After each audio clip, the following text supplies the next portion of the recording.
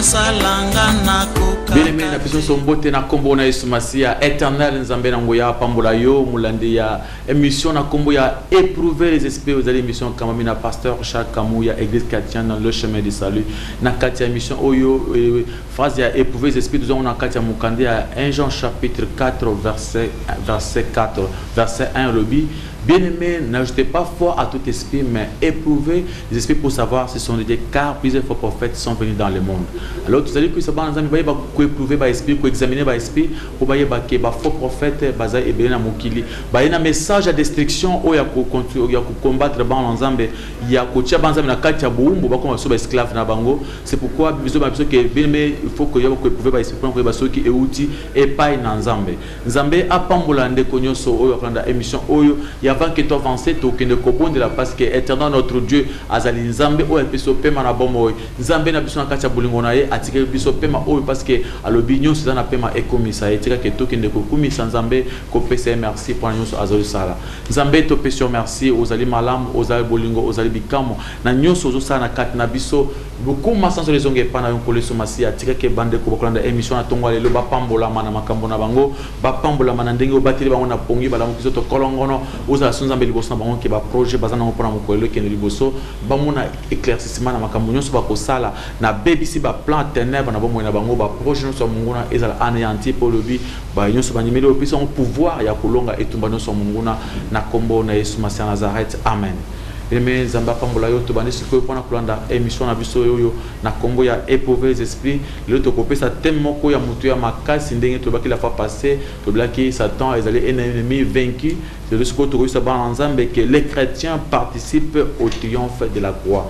Les chrétiens participent au triomphe de la croix. Ngelo baki na biso mu Kristo azali ko participer azali ko zala na kati ya longa na kati ya victoire na kati ya esengo ya victoire ya Yesu Masia azali ko participer na kati na fête ya victoire ya nkole Yesu Masia. Yesu Masia ne kulusu asaki musala munene musala wana to bibi bato soke Yesu Masia yaki ye mutasaki lisumute anjimaki anyo koma apesa makira na mai na ye etango alikaki ne kulusu apesa ki makira na mai tanga ki souffrance makasi avant ko falobi tout est accompli. Alors ngelo bakke makambo nyonso musala nyonso zaki pana délivrance Yesu Masia salaki yango.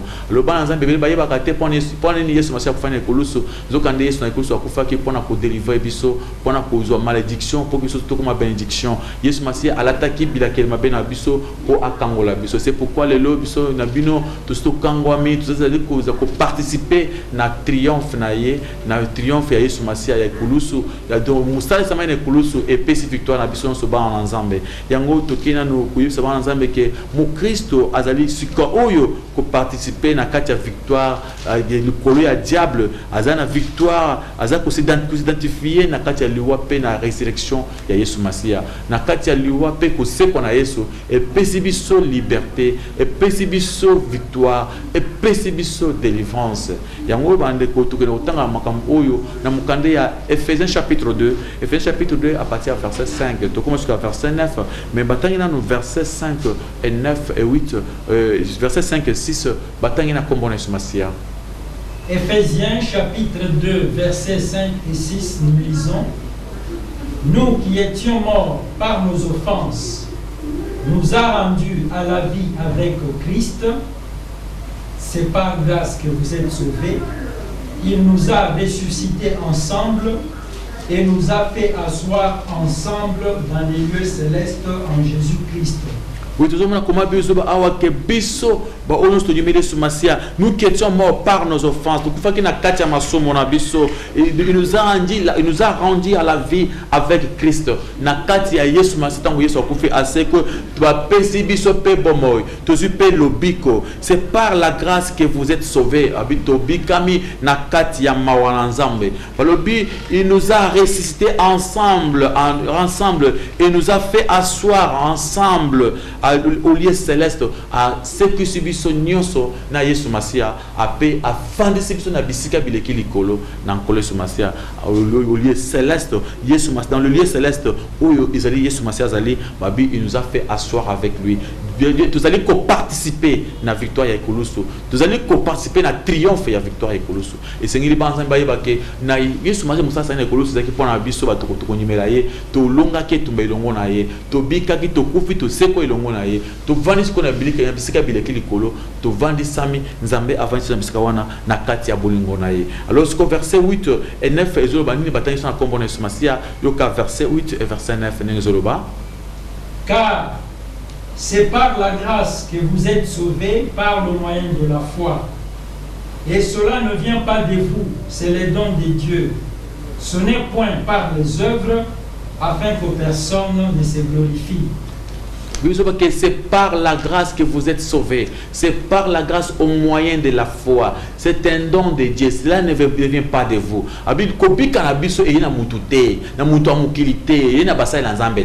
C'est par la grâce que Dieu nous a fait sauver. Au moyen de la foi. Cela est un don. C'est-à-dire que Christ nyonso aza alikabu ya délivrance. Tant que yo ozi comme Christ ba peso cadeau. Cadeau, c'est-à-dire aux yeux de délivrance déjà. C'est-à-dire, c'est par la grâce. Ce n'est pas par les œuvres de quelqu'un. Ce n'est pas la moussa moko songa pa mutu so kosala. Ezana moussa o yesu masana ngasana ngoma gologota. Abi c'est par la grâce. Abi cela ne vient pas de nous. Cela ne vient pas de quelqu'un autre. Abi ce n'est pas par les œuvres pour que mutu ami kumisate. Alors mutu moko te ami kumisale lote que ye mutu so délivrer bateau. Parce que délivrance ça vient par la grâce. C'est Jésus-Christ qui donne sa délivrance. Ce n'est pas un homme, ce n'est pas un pasteur, ce n'est pas un prophète de temps de la fin. Ce n'est pas quelqu'un d'autre. C'est par la grâce que nous sommes sauvés. C'est par la grâce de Jésus-Christ pour l'œuvre que Jésus-Christ a fait au monde de Golgotha. Il y a une liberté. Tout ça, liberté, où tu côté mon sous-sauté, et c'est bien aimé que vous allez aussi comme c'est par la grâce au moyen de la foi. Cela ne vient pas de quelqu'un d'autre. Ne vient pas de nous. Ce n'est pas par les œuvres. Ils apprennent à Moussa Bam ça a été. Ils apprennent à Bagente. Ils apprennent il y a autant de jours. Il y a 10 jours. Après le côté, il y a 24 jours. 24 jours, on a coûté 40 jours. 40 jours, on a coûté 50 jours. 50 jours, on a coûté 60 jours. On a coûté à 100. On a coûté 200, 250. Ce n'est pas par les œuvres des jeunes. Oh, ils ont obika. T'es l'obiko. Ils ont dit Moussa, ça m'a n'engoma golgota. Donc, ils ont posé ça sur Moussa, t'es pas obika. Donc, t'es comme ça, Moussa, Salawana, ils ont ça la pamba. Yo commis ça quand Zambia, ça bikisio. Crois seulement, tout est possible. Tu verras que si tu crois à sa parole, tu es déjà guéri, tu es déjà délivré. Zambia a pambola yo. Tokena mukanda Romains chapitre 6, verset 4 jusqu'à 8. Batangi na kombona Yesu Masia. Romains chapitre 6, batangi verset 4 jusqu'à 8. Batangi na kombona Yesu Masia. Bakuta au moins deux versets avant que basi ça batangi na kombona Yesu Masia. Romains chapitre 6, versets 4 et 5. Nous avons donc été ensevelis avec lui par le baptême en sa mort, afin que, comme Christ est ressuscité des morts par la gloire du Père, de même nous aussi nous marchions en nouveauté de vie. En effet, si nous sommes devenus une même plante avec lui par la conformité à sa mort, nous le serons aussi par la conformité à sa résurrection. Puis clairement bien aimé avec tout ça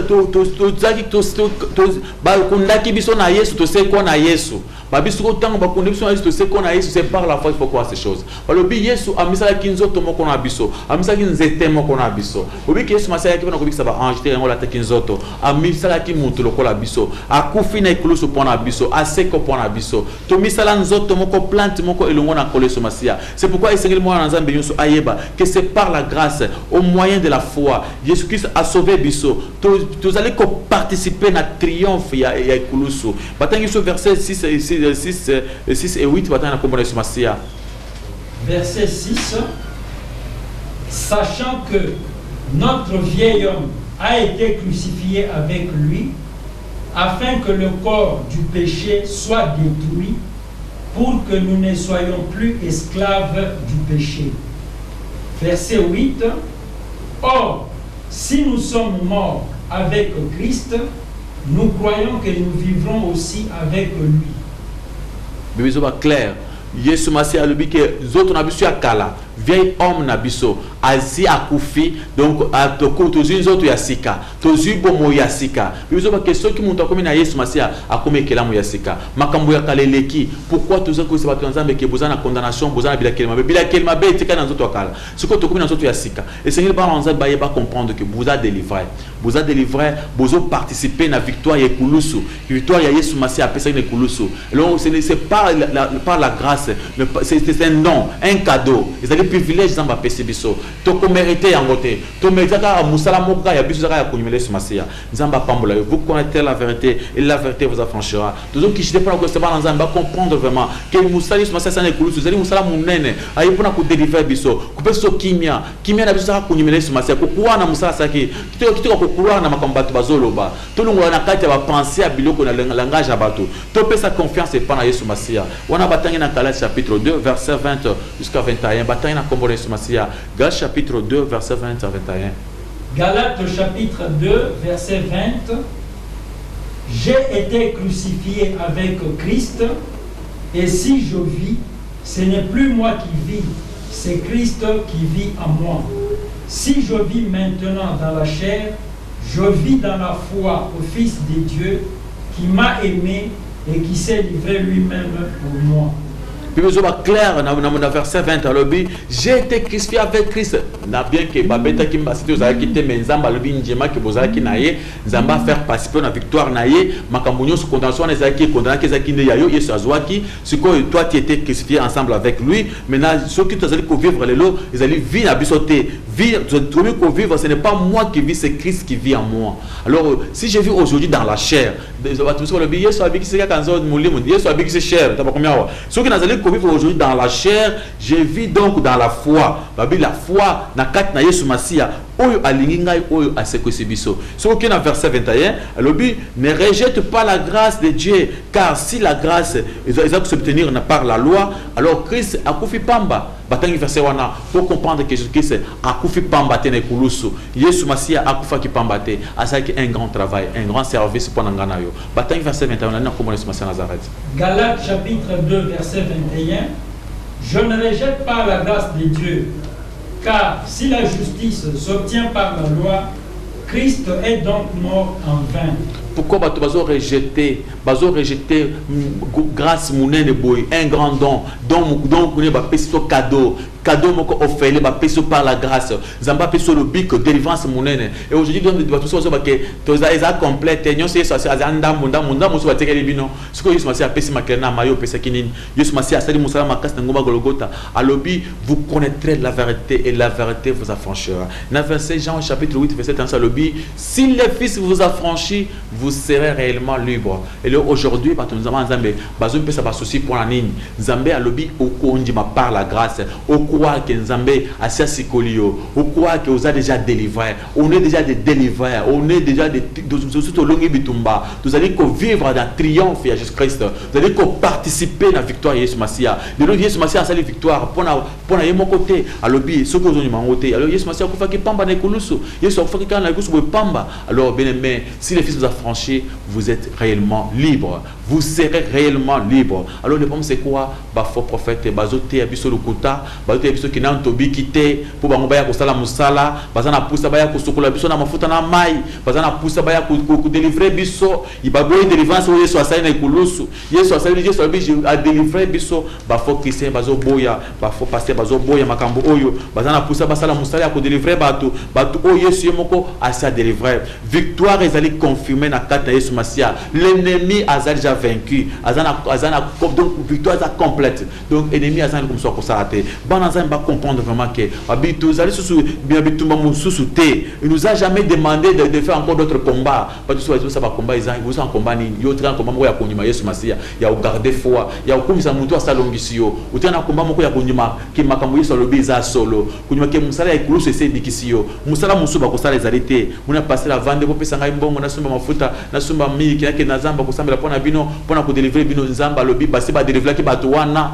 yo sa so musala nini papa o ke nsuko délivrer on a musani mission ya ko délivrer bato essayer les kaki yo zo ngosala musu ndenge nini yebisa bato ki baza délivrer ba croire na délivrance o yeso sa pese bango baza délivrer na vieil homme na bikolo na bango na bamboka na bango baza ja délivrer na makabo nyonso ya ba femme spirituelle homme spirituel baza délivrer o benga ba mari de na femme de ni wana baza délivrer na makabo nyonso ya ba coutume na bango ya bamboka baza délivrer yeso lobi akufaki na bango aseko na bango bakomi bikela mo aseka so bazali ko vivre le ezali bango te ezali yesu ndozo na kati na bango pourquoi toujours continuer ko tia bango na kati ya mobulu ko esa onke ba ko so délivrance so pa na biso za délivrance to kopesa ba nzambe te ba nzambe baza déjà délivré nzambe asunga ba nzambe oyo bazo continuer ko kopesa message oyo za na kati ya ba nzambe te il cherche à combattre la parole de Dieu cherche à combattre bulamu nyonso de yesu sali donc quelle merveille de délivrance oyo yesu masi apesi biso ne kulusu a délivrer biso abi cela ne vient pas de nous c'est un don la délivrance est un don un cadeau il faut pas faire trop de prières pendant la délivrance izama kamuya kula la banzarate kunyo komate au côté 21 jours 24 25 26 27 à se trouver dans 100 150 jours 300 jours il y a prière alors tout le monde qui est vraiment banzambo fongola miso bosala ba délivrance bozo kaza yangote bozo déjà délivré beau croire na délivrance beaucoup misande nzambe bozo ngisa ba louange ba adoration pour le kumu ya nzambe oyo azali to ko ndo ko combattre ba doute na biso to transformer na kati ba louange toute ba louange pour nzambe tout tika ko douter nzamba sa délivrer biso ceux qui peut-être musanza mususu ba quitter makambo oyo banda ko prêcher na kati ya ignorance que bato yo ba ya o délivrer bango ezakerer zonga sima tanga bible malamu yesu nzambe ki baza déjà délivré na kati ya Yesu Masia musana bango za ba kumisa nzambe lelo bato ba komi ko kumisa bato mukili bato komi ko fuka mal makola bato mukili bato musanza bazo prêcher bato ba koyi bazu mutu na bango ba pango na sapato na ye ya za mutu zo pango mutu sapato ne po ani na ikelam nzamba za na pusa to kuar na nzambe kwa za likolo to tika ko kuar na bikelamu eza na tina te œuvre oyo nzamba salaki ezali vraiment œuvre moko mutu ya makasi osama na ikulusu oyo epesi biso liberté epesi délivrance totale na kati na ba nzambe vous connaîtrez la vérité et la vérité vous affranchira si le fils vous affranchit vous serez réellement libre et ba kotanga biso na mokanda Apocalypse chapitre 1 verset 5 et 6 neo komona eloko nini ba senga biso sikoyo pona kosala eloko nini sikoyo tikali pona ba Kristo basala parce que délivrance basi bazwaki alors sikoyo comment ba confirmer na bomo na bango batangi Apocalypse chapitre 1 verset 5 et 6 batangi na kombo na Yesu Masia. Apocalypse chapitre 1 verset 5 et 6 nous lisons: de la part de Jésus-Christ, le témoin fidèle, le premier-né des morts et le prince des rois de la terre, à celui qui nous aime, qui nous a délivrés de nos péchés par son sang et qui a fait de nous un royaume des sacrificateurs pour Dieu son Père, à lui soit la gloire et la puissance au siècle des siècles. Amen. Zambé apambola babena misona ne bato tangela biso olande batangela biso balobi to photo sa kembo et pas en Zambé abi nous ne pouvons que adorer l'agneau qui a été immolé oyo andima ki akfopona biso to ko do ki oyo avandi likolo na bisika bileki likolo na nkembo to kikanga kokumisa agneau zona musala mususu te ya mafuta mai kusumba mafuta na mai te tika biloko na zabiloko pamba tuzana pusa koteka mutu mungu ate to ko adorer kaka l'agneau celui qui nous a aimé c'est qui Jésus-Christ celui qui nous a délivré tanga mukanda bien ba commune Apocalypse chapitre 1 verset 5 jusqu'à verset 6 balobi celui qui nous a aimé qui nous a délivré c'est qui Jésus-Christ de Nazareth pas une autre personne Jésus-Christ qui nous a délivré ce n'est pas un pasteur maman prophétesse tika musazo salawana tika batona bazaja délivré ozonyo ko la bango ozozo mbongo ya pamba muntu ya kopesa mbongo pour la délivrance azali susute to tika to pesa batu sango malam batu bayi ba ke baza délivré lelo batu musu bazim mission à délivrance biso pour la délivrance ezali biso délivrance za mutu musu te ba pesa ngo muntu te ezaka uniquement Jésus-Christ batir balobi jamais te ke bato ba kondimela ba kende ko délivrer te babi ba o ba kondimela ba ko chasser ba démon mais délivrance totale c'est Jésus-Christ qui donne la délivrance. Jésus aussi a payé la délivrance abi c'est lui qui nous a aimés et qui nous a délivrés de nos péchés de par son sang et qui a fait de nous quelque chose de très grand. Il a fait de nous un royaume des sacrificateurs pour son Dieu le Père. Pour Dieu son Père. Jésus-Christ a fait de nous un royaume des sacrificateurs. On n'a pas besoin de quelqu'un pour commencer à intercéder pour nous. Jésus-Christ lui-même a fait de nous un royaume des sacrificateurs. sacrificateur. Aujourd'hui, tout le monde intercéder, on est libre. Aujourd'hui, on n'a pas besoin encore d'un pasteur pour qu'il nous réponde à Bisso, parce qu'on est tous des sacrificateurs. Jésus-Christ a fait de nous un royaume de sacrificateurs. Alors aujourd'hui, mon frère, ma soeur, tout le monde qui est là pour monnaie de bouille, on fait seulement louer l'Éternel, qui est la louange, la gloire, à lui soit la gloire, la puissance au siècle des siècles. Amen. À lui, à qui? À Jésus-Christ Nazareth. À lui soit la gloire, la louange et la puissance. Seulement Jésus-Christ Nazareth. Mon frère, ma soeur, est-ce qu'on ne peut pas prêcher Jésus-Christ? Pourquoi vous voulez vous prêcher? Au lieu de prêcher l'Éternel des armées. Nous avons l'Ingibiso, à Pesbiso vie. De là, vous commencez à vous prêcher. Banzambe, comme que tourner regard vers vous. Bamuna sous une zambete. Au bandit que ça délivrance à Maï. Il y a mafuta. Côté comme Maï na Israël. Côté comme mafuta. Côté comme Mungwa. Ça c'est le commerce va faire. Pourquoi tu ne peux pas quand même écouter la parole de Dieu, prêcher l'évangile? L'évangile Banyati Ango. Bibiso ba mukande à 1 Timothée chapitre 1. 1 Timothée chapitre 4. 1 Timothée chapitre 4 verset 1. Bakotanga biso 1 Timothée chapitre 4 verset 1. Au comprendre que batu bazo na kati ba fausse doctrine. Batangi na kombo na Masia. 1 Timothée chapitre 4 verset 1, nous lisons: mais l'Esprit dit expressément que dans les derniers temps, quelques-uns abandonneront la foi pour s'attacher à des esprits séducteurs et à des doctrines des démons. Au compagnon Bazoloba, vers les derniers temps, quelques-uns abandonneront la foi pour s'attacher à des doctrines des démons et à des esprits séducteurs, des doctrines des démons. Des esprits séducteurs et copier sa doctrine, il y a des démons. C'est pourquoi vous avez abandonné la foi de Dieu. Vous ne voulez pas encore prêcher la vraie parole. Vous prêchez vous-même. Au lieu de prêcher Jésus-Christ de Nazareth, il a donné son sang, il a donné son eau, il a donné sa vie pour nous sauver. Il nous a sauvés et vous ne voulez pas croire à sa délivrance. Aujourd'hui, c'est pas dans un question, il faut délivrer. Comment tu peux délivrer quelqu'un qui est déjà délivré? Quelqu'un qui doit se dire, tout est accompli. On va vous dire ça. Il faut qu'on vous prêche, mon frère. On ne peut pas fermer la bouche de quelqu'un qui est en train de prêcher la parole de Dieu. Il faut qu'on vous prêche la parole de Dieu. Vous devez croire que Jésus-Christ est mort à la croix à cause de nos péchés. Il nous a délivrés. Nous participons à notre triomphe. Vous savez qu'on participe à notre triomphe. Christ baza délivré. Ça, ce n'est pas moi qui le dis. C'est la parole de Dieu. Alors, dans le dernier temps, quelques-uns abandonneront la foi. Vous allez attacher à la doctrine des démons, esprit séducteur. Ils vont commencer à prêcher des choses, commencer à se prêcher eux-mêmes au lieu de prêcher Jésus-Christ. Comme côté que bangonde va couper sa délivrance, causer la délivrance na katia mokili. Bien mais mutu ko délivrance na katia ba passer na ba bazate. O ba comme bazu ba place à miner pour bango ba que délivrance na kisa ses habits. Non, la délivrance c'est Dieu lui-même. C'est Jésus-Christ qui donne la délivrance. Na témoin na moké wandi mesu masel lelo, il est déjà délivré parce que Jésus a dit que ceux qui na katia na Yesu comme une nouvelle créature. Les choses anciennes sont passées. Maintenant, toutes choses sont devenues nouvelles. Pourquoi on ne peut pas prêcher ça aux enfants de Dieu? Pourquoi on ne peut pas dire que Jésus-Christ a dit dans Apocalypse chapitre 1, versets 5 et 6. À celui qui nous a aimés, qui nous a délivrés de nos péchés par son sang. Il l'a fait par son sang. Donc, il nous a délivrés par son sang. Il a donné son sang pour nous délivrer. Toi, tu donnes maintenant l'eau.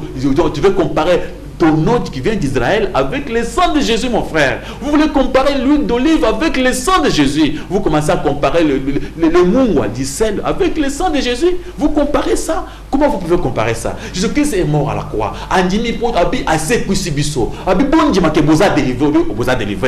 Vous commencez à nous parler des choses. Moi ici papa non, il faut lire la Bible. La Bible a dit quoi? Tant que mon temps dit c'est ça comme une famille à Sika, famille à Christo. Il n'est plus encore de la famille à Bicolo. Il n'est plus encore de Bicolo. A combien mon sous? Pourquoi tu ne peux pas prêcher cette vérité? Mon frère, ma soeur, yo la ninga tongwa lelo nzamba pambola yo. Ozomona bakam tuzolo ba oyo, boza bokangami bozo tikana katia kolanda bato yo kolanda nzambe. Nzambe ye mokunde muntu a délivrer bato. Muntu moko te a délivrer bato. Bo croire que nzambe a sa délivrer bino. Ceux qui vont dire ce masia, boza ba délivrer. Tant ozo croire, maintenant tu verras l'accomplissement. Mais si vous ne croyez pas, bazo yipso que vous allez kana na bikla ya ba koko ya ba binani et ils allaient vraiment les comme sur moi et que zone sont na katia bombo wana oyo za la quitter. Comme esclave pourtant que vous avez un homme libéré. C'est pourquoi mon frère ma sœur, Nzambe apambola yo landibiso na katia émission oyo landaka souvent na 6h sur la moque na tongo au émission. Tu peux soutenir émission à Boy, ceux qui ont moyen de soutenir en haut. Et vous soutenir biloko mabe.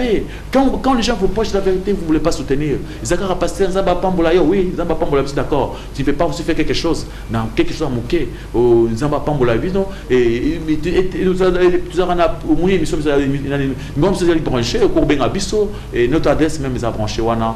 Tu peux venir des fois à l'église prier ensemble avec nous. Éternel à Pambola yo dimanche nous avons un kit de kit surtout dimanche vous avez un kit moko de 9h jusqu'à 12h. Mais normalement, tu auras deux kits de Zaka. Premier kit est à 8h jusqu'à 10h. Deuxième kit est de 10h jusqu'à 10h30 jusqu'à 12h30. Nzambé à Pambolayo, n'a pas ce que tu as un questionnaire pour tout quand même bien aimé la mission Subaïk Awa pour la côté na biso mituna et tika ke Nzambé à Pambolayo puis à Pambola Bango na mituna oba autona biso ce que ça na mutuna tina na SMS tina na numéro ils a branché et comme la biso tina va verser au monde que Yesu Masia a délivré totalement ce qu'il y a besoin de faire ça bon tina la biso pour comprendre que vraiment t'occuper qu'interpréter pour trouver que peut-être que yonde aux en a raison Nzambé a sala utina ba verser wana et Nzambé a Pambola bindu sur dans la biso vous la na souci ya ko benga baninga musuba landa émission oyo pe ko participer na kati ya ba mitona na bino Nzambé a Pambola bino toke na prendre retour na première question et pas bien aimé na biso tu as mis pour la première fois à la émission na biso c'est monsieur Jean quelle est votre question le Cameroun izandengini to pesio maloba. Merci pasteur. J'ai beaucoup suivi votre exposé avec beaucoup d'attention et avec beaucoup d'intérêt. J'aimerais poser quelques questions sur votre exposé. Ma première question est la suivante. Quel mécanisme le chrétien peut-il savoir qu'il est en train de participer à la victoire de la croix de Jésus-Christ? Oui, vraiment, que Dieu vous bénisse, bien aimé, pour par quel mécanisme, les chrétiens pour participer parce que les chrétiens pour participer na kati ya mécanisme oyo pour la délivrer na elongo na Yesu Masia na ekulusu pour participer na triomphe ya foi. Ba autant c'est pas monsieur Pierre na mukanda Ephésiens chapitre 2 batangi verset 8 et 9 monsieur Pierre atanga na kombo na Yesu Masia verset 8 et 9 batangi verset 8 et 9 na kombo na Yesu Masia. Ephésiens chapitre 2 verset 8 et 9. Car c'est par la grâce que vous êtes sauvés par le moyen de la foi. Et cela ne vient pas de vous, c'est le don de Dieu. Ce n'est point par les œuvres afin que personne ne se glorifie. Bien, mais parce que c'est par la grâce. Babi, tobiki mécanisme, ça misana mawananzambe. Babi, cela ne vient pas de nous, c'est un don de Dieu. Ils allaient par d'autres miracles. C'est seulement par la grâce, si vous croyez au moyen de la foi. Les chrétiens qui vont accepter, qui vont croire à Jésus-Christ, parce que solo, participer à triomphe, c'est seulement par la foi. C'est une question de confiance. Faire confiance en Jésus-Christ pour l'œuvre qu'il a fait à la croix. Croire que ce qu'il a fait, c'était pour nous sauver. Alors, ce qu'on croit pendant Yango, directement vous êtes délivré dans Nyonso.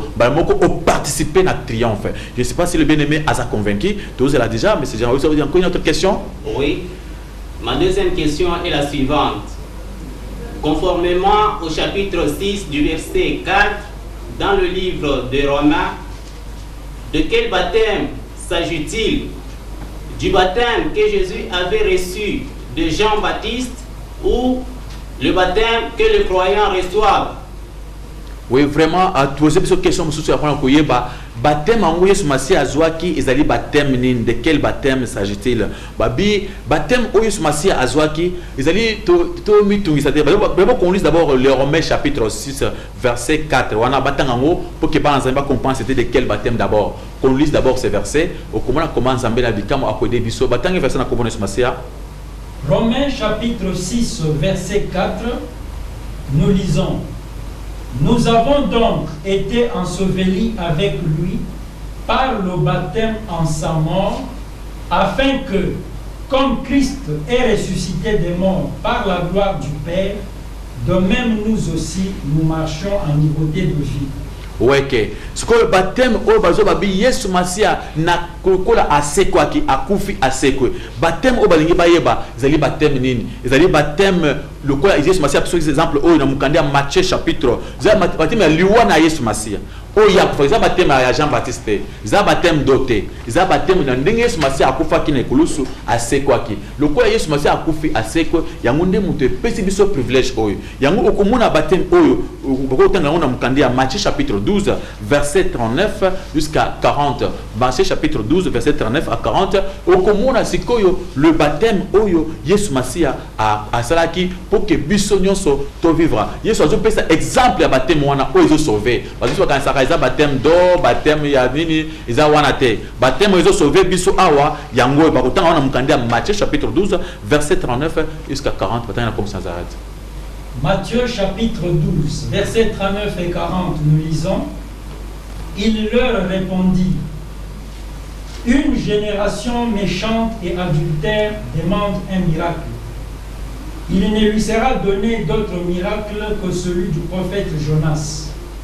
Car, de même que Jonas fut 3 jours et 3 nuits dans le ventre d'un grand poisson, de même le Fils de l'homme sera 3 jours et 3 nuits dans le sein de la terre. Vraiment, Nzambe apambola babene, mais vous comprendre la question. Et loko ezobi kisabiso baptême wana eza ko la baptême ya Jonas. Babi ndenge Jonas akufaki akufi asekwe. Jonas na kufa na kosekwa après 3 jours asekwe. Tango yoke na akuna na mboka Ninive, bato se Ninive abikaki. Ozoma baptême wana. Abiyo semasa bake yepe akozwa baptême ya kokota na sama bele kusala 3 jours après tant oiseau c'est quoi à ce qu'on peut sa délivrance na ba balandier donc après ce triomphe et victoire oui qui se passe à kufaki a sali 3 jours na ça ma beleza qui baptême oui se passe oyo pesi biso bo yango wana isa baptême ya mai te ya mai njili te o ya mai ko na flebe ko cho bimite wana te baptême ezo besa batuli bo mo awa isa baptême ya Yesu Masia yango nde ye alonga ki yango na kulusu babumiye akufi akuti akitna ça ma belé a sali 3 jours na ça ma belé a seko abimisi kwa likolo siko biso pe to kufaki na eto seko na ye c'est pourquoi moi tous a participer na baptême ya triomphe ya Yesu Masia alors biso que vous connaissez la vérité maintenant vous comprendre pourquoi vous a sauvé parce que Yesu Masia kufaki na ekolo so akoti na sama belé 3 jours aiko seko lokola seko ki c'est confirmé que yo déjà bilakeli mabenyo se tikali na nkunda yo seko muntu ya sika balobi vieil homme na yo asi akufi okomi muntu ya sika. Voilà, en tout cas, c'est pas M. Pierre. Il y a encore des questions auprès de M. Pierre. Oh oui, Pasteur Richard, merci beaucoup de nous accorder la parole. Mais avant d'apporter la question, Pasteur, nous allons transmettre encouragement à les téléspectateurs. Baza et Belé, au Bazo Sepelanayo. Et puis, semaine passée, nous avons dit que Baza têtu. C'est-à-dire, après avoir pour l'andanateya, Bazo a Bible pour vérifier. Alors, parmi Bango, il y a quelques-uns qui vont s'identifier. Le frère Bertin, à l'Obiboye, merci Pasteur Richard, combat côté la vérité, Nazo Sepelanayo. Merci frère Bertin pour le message de Tinel Bisso, na kanisi ceux qui aux Hollanda, na commission par Pasteur Richard, Nazo encouragement sous outil par frère Jadot. Alors, Pasteur Richard, nandimaka ba pasteur au bataka na TVT parce que baza ba aventurier mais depuis nazolanda yo na moni que ozotika na droit chemin aux na carte ya Bible en tout cas félicitations continuez bon parce que ozo aider peuple de Dieu ba fungula intelligence donc voilà exemple na ba faire oyo batinda ki ba Congo o batini ba Congo te ozo poser ba question kaka de façon anonyme.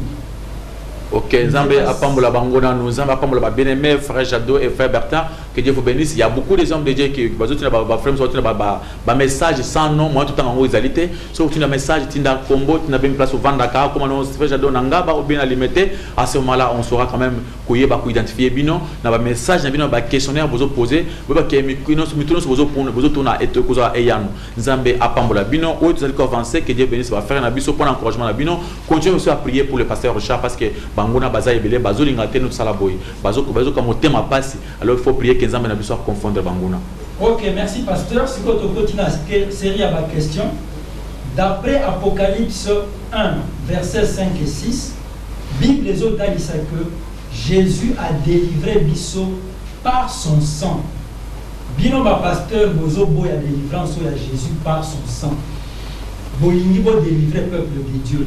À la place du sang de Jésus-Christ, Bino Bokopé sa nini on a pour acheter délivrance à peuple de Dieu.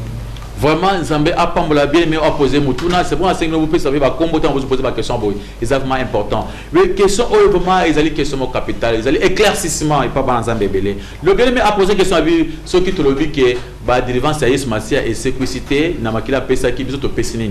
Na moun, son a côté na bateau, bazo pesa maï, bazo pesa mafuta, benga l'huile d'olive, ba ko pesa mutu moi mungwa, ba ko pesa mutu biloko belé, ba ko pesa mutu photo, a kenocha na ndapa talaka.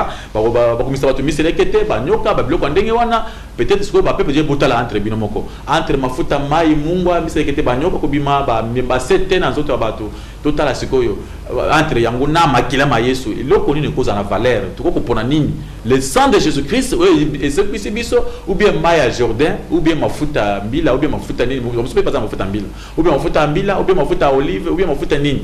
Alors c'est pourquoi tu sais que banza bango ba fungula miso ba me comprendre au juste ezali nini auto koloba. C'est pourquoi on a copié ça dans verset moko na Hébreux chapitre 10 verset 1 jusqu'à 4,14.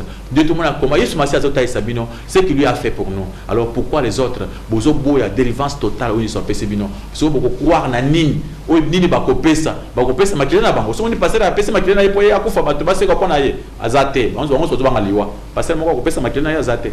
Alors comment si beaucoup délivrer bato na nini, Yesu a pesa ki makile na mai na ekolosu. Alors, Nzambe a sungabiso, tu comprends que vraiment, tu as délivré par Jésus-Christ lui-même, pas les ans à battuté, mais Jésus-Christ, c'est moi qui t'a délivré. Batangi biso mukanda, Hébreux chapitre 10, verset 1 jusqu'à 4,14. Hébreux chapitre 10, verset 1 à 4. En effet, la loi qui possède une ombre des biens à venir et non l'exacte représentation des choses ne peut jamais, par les mêmes sacrifices qu'on offre perpétuellement chaque année, amener les assistants à la perfection. Autrement, n'aurait-on pas cessé de les offrir parce que ceux qui rendent ce culte, étant une fois purifiés, n'auraient plus eu aucune conscience de leurs péchés. Mais le souvenir des péchés est renouvelé chaque année par ces sacrifices, car il est impossible que le sang des taureaux et des boucs ôte les péchés. Verset 14. Car par une seule offrande, il a amené à la perfection pour toujours ceux qui sont sanctifiés. Tu dois comprendre que awa, Yesu Masota c'est biso que ba tukut ba pesa ki banyama, ba pesi ba makila ya banyama, ba kati ba toro mitu et bazo délivrance te. Babi simba kite ba to ba délivrer. Makila ya banyama e koko délivrer te. Bon ceux qui ba to ba pesi makila ba délivrer te comme to pesi mai na mafuta.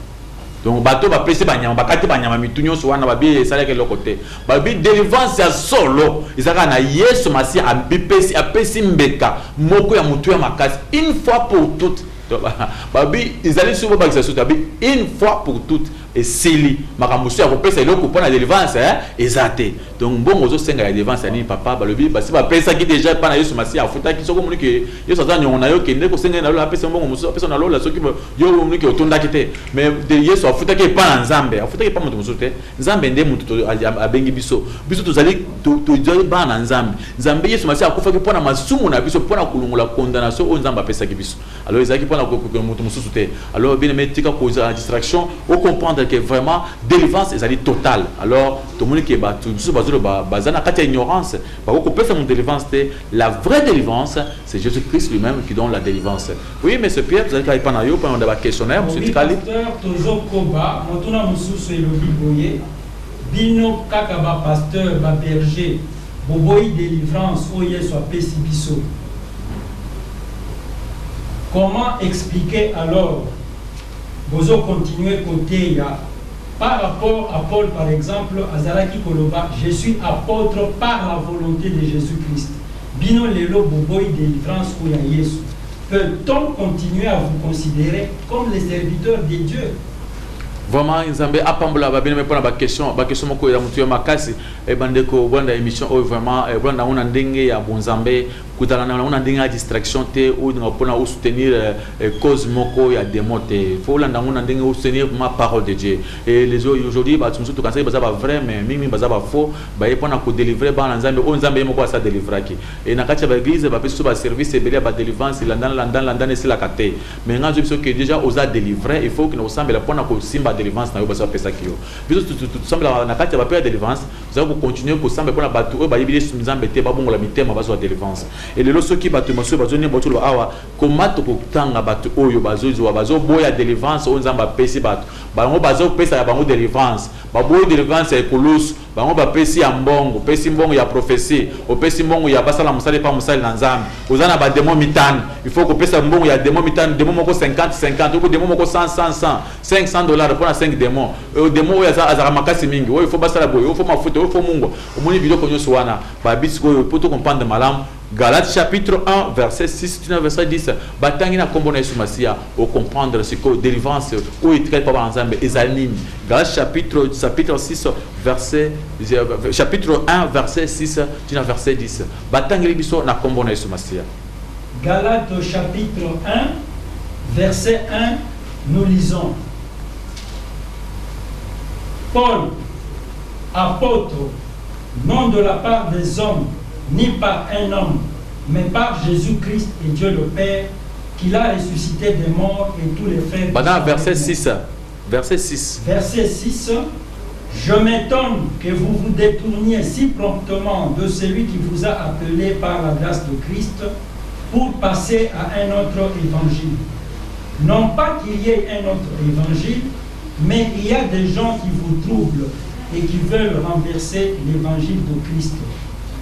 Mais quand nous-mêmes, quand un ange du ciel annoncerait un autre évangile que celui que nous vous avons prêché, qu'il soit anathème. Bazoloba awake évangile oyes masia sa salaki ekokaki déjà. Totika kusukubaki sa évangile monsus. Musala ekulusu ekokaki déjà. Apôtre Paul alobi. Ceux qui muntu ayina délivrance monsus ala kilamabe. Délivrance monsus ekota le sosote à part délivrance oya ekulusu. Délivrance na biso bana na Nzambe ezali utina ekulusu. Délivrance na biso ya makila ma Yesu. Yesu aza le sel oya pesi biso délivrance. Ceux qui tokuntuzo mususu ya ndenge mususu ya koputa mambongo wana babi kozala na tene. C'est pas moi qui le dis hein. Vous passer le bénin batangi na Bible hein. On nous la Bible. Bible mutezo baké. Ce que le ngotia évangile mususu en dehors tutangi balobi ke Yesu il nous a délivré tutangi wa tutanga na mukanda ya Apocalypse chapitre 1 na verset 5 jusqu'à verset ça le dit c'est lui qui nous a aimés et qui nous a délivrés.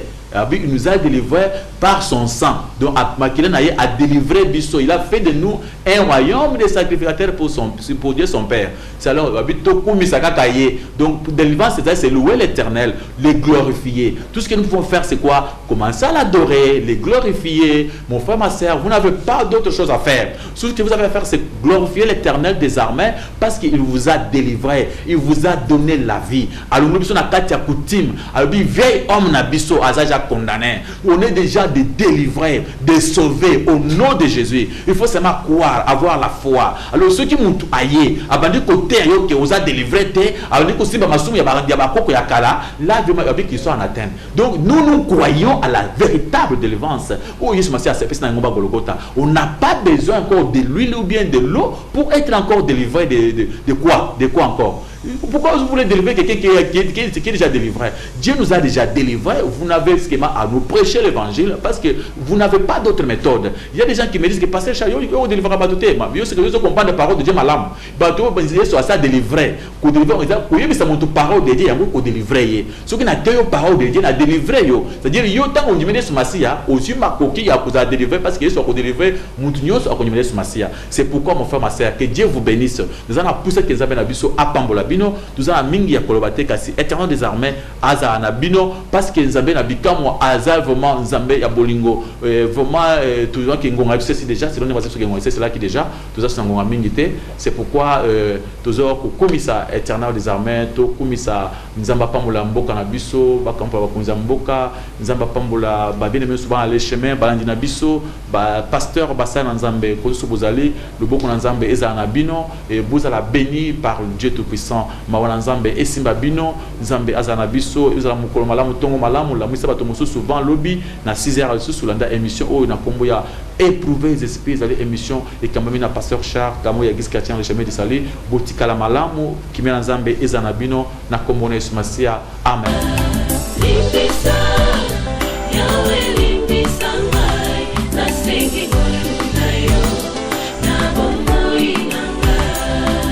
Malamu nalingi na salanga na kokakateo mabe na kubuya yango na kusala na bomoi nanga yawe limbisa.